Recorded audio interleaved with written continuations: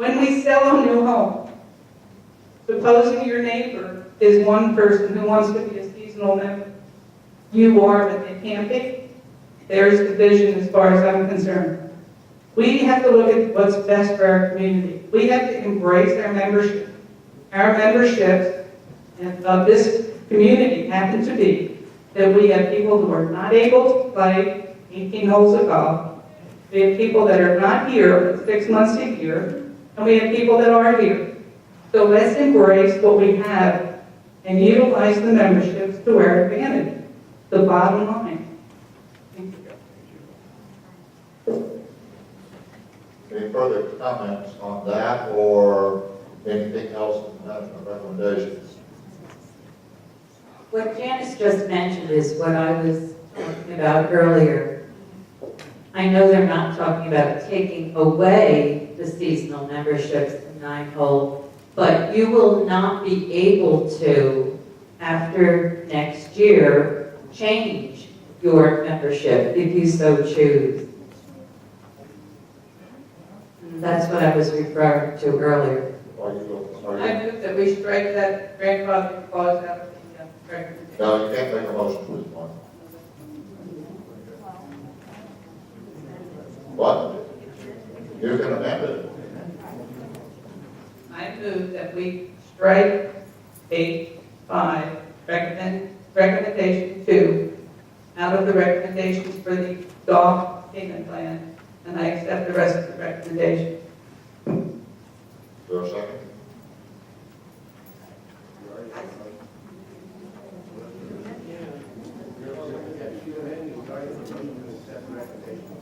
Right.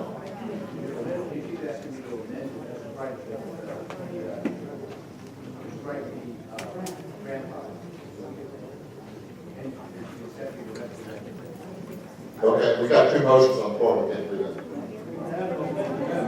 We can amend, okay. Okay. The principal has to accept an amendment. Yeah, that's what I'm thinking.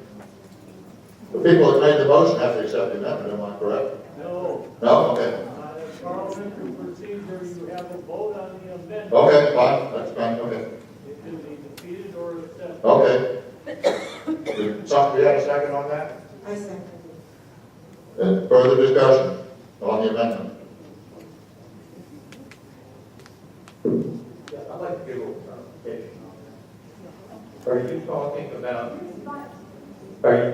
talking about eliminating the seasonal? I'm not sure exactly. Eliminating grandfather. Eliminating grandfathering of seasonal and 9-hole membership. So we would keep it as is. Keep it as is. Any- I'm trying to understand, we have two motions. What happened? We have a motion and an amendment to the motion. We're going to vote on the amendment first. I understand that, okay. I understand that. Is there any further discussion on the amendment? All in favor, signify by raising your right hand. 4. Those opposed? Okay. Okay. Now we'll go back to the original motion. Is that correct? Okay, we have struck grandfather. Any further comments on the report? We'll get to a resident comment in just a minute.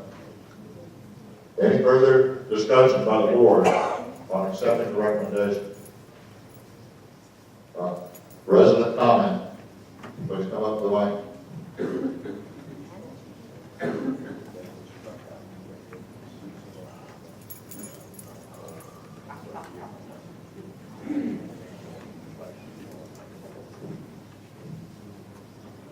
I've lived in Heritage Pines. Your name, please, and then where. Bill LaPointe from Scenic Pines Village. I've lived in Heritage Pines now for 8 years. And I guess I've been confused for 8 years because when I signed my agreement to purchase the house here, that agreement included an equity membership in the Heritage Pines Country Club. and was told that every person that bought a house in Heritage Pines was an equity member of the Heritage Pines Country Club.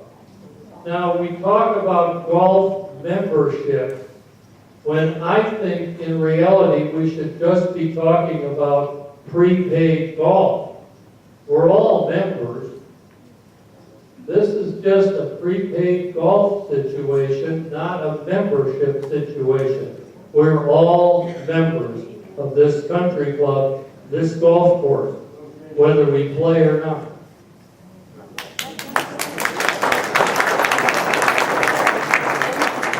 Any further resident comment on?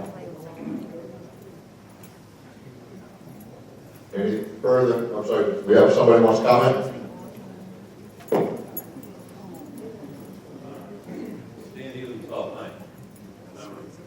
This new motion you have there, is it the same as we've had in the past with some reduced rates? Are we still talking yearly, seasonal, 9-hole?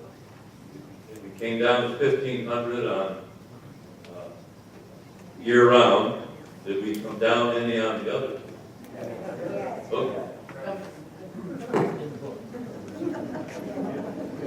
Any further resident comment? Any further resident comment on this motion? Any further board discussion or comment? All in favor signify by raising your right hand. That no? All opposed? What?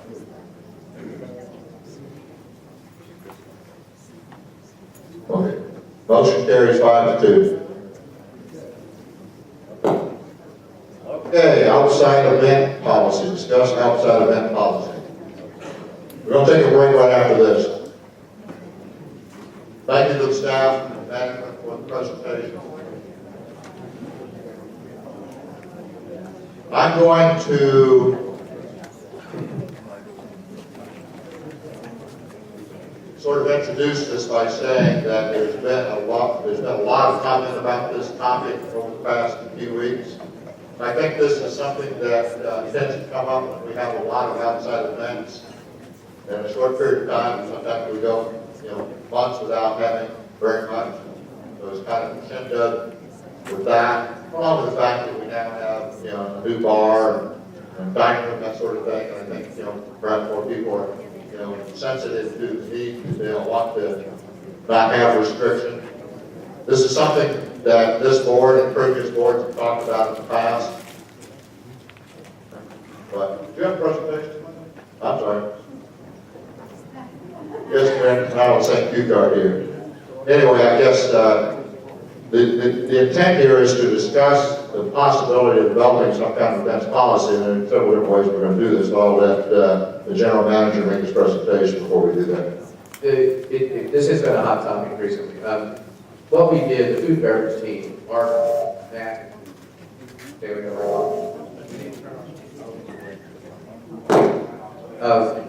food and beverage team, our chef, Matt, Mark, and Paul, put this document together. What we're trying to do is show you how much money we make from these events. And the resident asked to see more detail, you're going to see it in this report.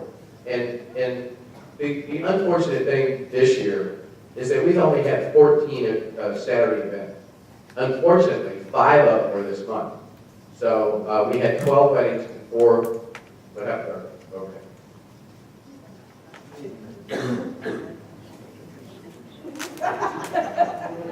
I guess our presentation. No, we had 14 outside events on Saturday, but unfortunately they happened over about a 2.5-month period. That I think if we would not have had 4 closures in 5 closures in October, this would be a non-issue right now. But we do make a considerable amount of money for 2 reasons. One, it helps offset, as you saw on the slide we put up before, from the food and beverage revenue. It offsets for almost $50,000 of the loss for the funding requirement in the food and beverage department. And for that, if you come up here on Saturday afternoon around 3 o'clock, I would I would say you're gonna find maybe 4 or 8 residents up here. That would be a windfall. But nobody uses this club on Saturday, ever. So occasionally a person plays pool, occasionally a person plays mahjong or plays group of card players. But as a rule, if you come up here, there's hardly anybody inside this clubhouse on Saturday, for whatever reason. I think you all do a lot of your errands, traveling on the weekend and that type of thing.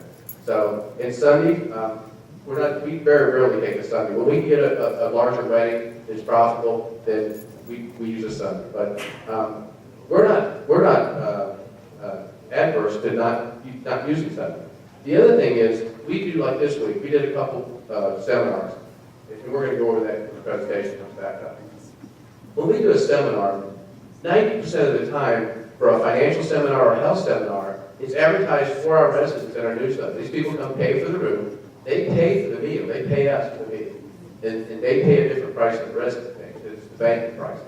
And we make money off that, but it's a service for you. You get a free meal, and you get some form of education, whether it be a health seminar, a financial seminar, a seminar on banking. So the majority of the people that are in that seminar are heritage. Now, there are some outside people who come in, and mostly they do them on Tuesdays and Thursdays when we're not open for dinner. And it's done during the day, and usually there's no structured use of the pack. That is 100% in the pack. Those types of seminars don't impact the restaurant or the bar at all. The only thing that impacts the restaurant and bar is the wedding. And as you heard Ken say earlier, that we're working on a plan right now where some of the smaller weddings we can confine the pack, put banquet bars in here, and do that. Anything like 150, 200, we can't do it. You need a separate place to have a reception when you've got that many tables set up here for dinner and a dance floor. So, but we're going to show you when we get the presentation up that it isn't as invasive as a lot of people think, and it does make quite a bit of money. We're also going to show you how these weddings subsidize all of your resident events. They all lose money. All you can eat events lose money. Name That Food loses money.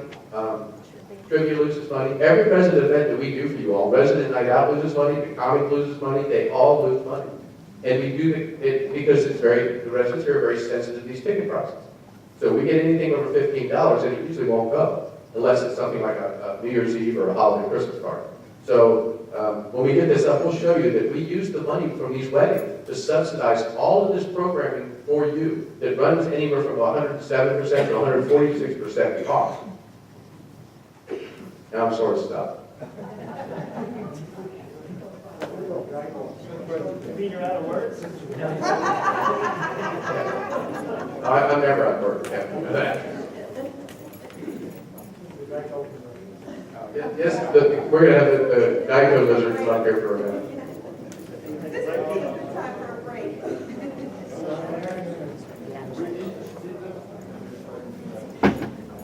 Well, we put a lot of time and effort into this. I mean, it's a pretty compelling argument to keep the focus on the outside. And I want to tell you, the number isn't $4. That's just, it could be the number. It could be $7. Because the big problem there is, you have to understand, the staff is going to lose about an average week, 10 hours a week we had in there.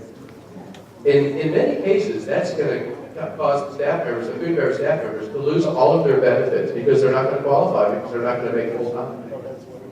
The other thing they're going to lose is the gratuities, the extra gratuities that's part of their salaries that they've been accustomed to since this place has been open, and they use to take care of their family. They're going to lose about 20% of their revenue. Well, I just thought the audience would get this, because I don't think a lot of people are going to stay for voting on to change the work order, the construction work order. That's why I was hoping to do this. Right?